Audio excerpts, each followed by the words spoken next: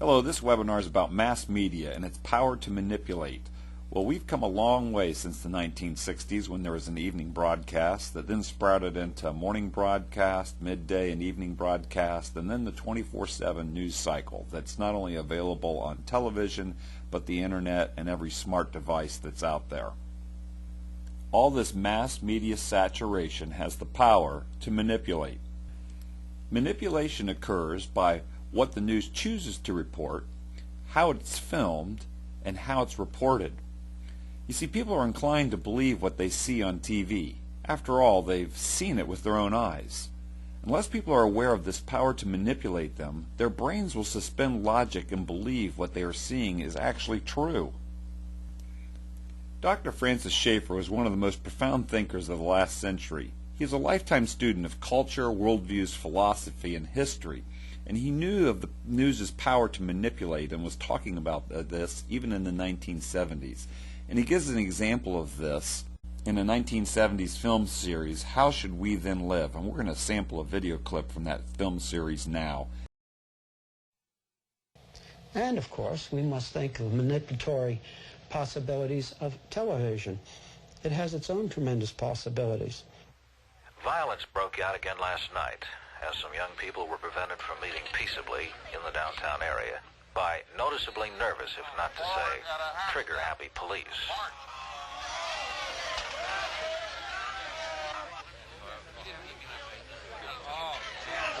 Frank Bushman, attorney for the young people who are to be arraigned in court tomorrow morning, pointedly remarked on this overreaction by the police.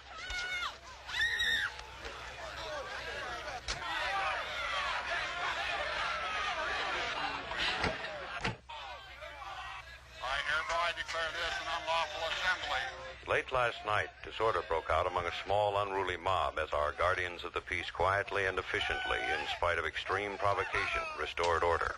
I command you to disperse, and if you do not, you shall be arrested for refusal to disperse. You have 2 minutes to disperse.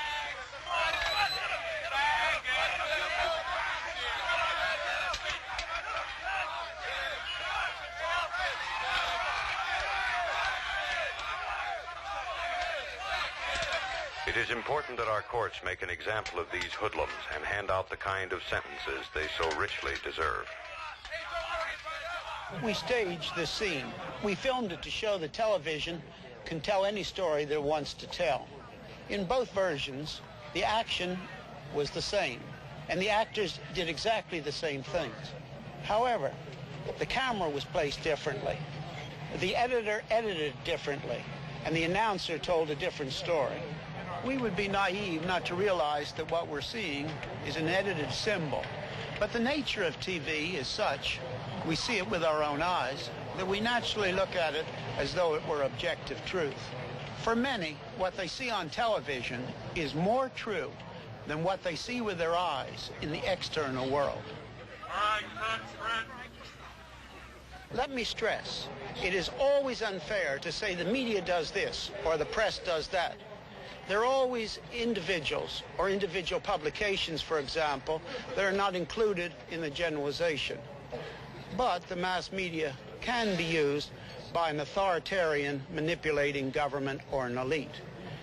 The elite gives the arbitrary absolutes, and then not only TV, but all the mass media can be used for manipulation. And a plot or conspiracy are not needed.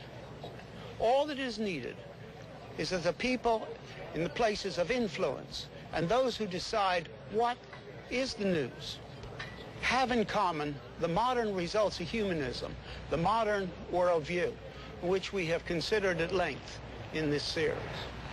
When the perspective, the worldview of the elite coincides with some of the influential news carriers, it does not have to be all, then either consciously or unconsciously, the media becomes an instrument for manipulation. Let's summarize some of Dr. Schaeffer's observations. People are inclined to believe what they see on TV. There is always individuals who are not included in the generalization, but all that is needed is that the people in the places of influence that decide what the news is have a common humanistic worldview. Consciously or unconsciously, what they report will reflect this worldview that centers on man being the center of all things, along with the arbitrary absolutes they believe society should follow. This raises some interesting questions for us all. Where do you find wisdom for living? How much have you bought into what the mass media wants you to believe? What about the controversial topics of this day and age? Are you getting the truth about these topics, or what the mass media would like you to believe? Do you believe there are universal truths that can be known that supersede the values of the current culture? I invite you to pause this video now and consider these questions as an individual or for group discussion. They're eminently important to the health of our society and the ability for people to think for themselves. Are you buying into what the mass media tells you? Or are you able to think for yourself? This is U.S. Civics Training. Thanks for listening.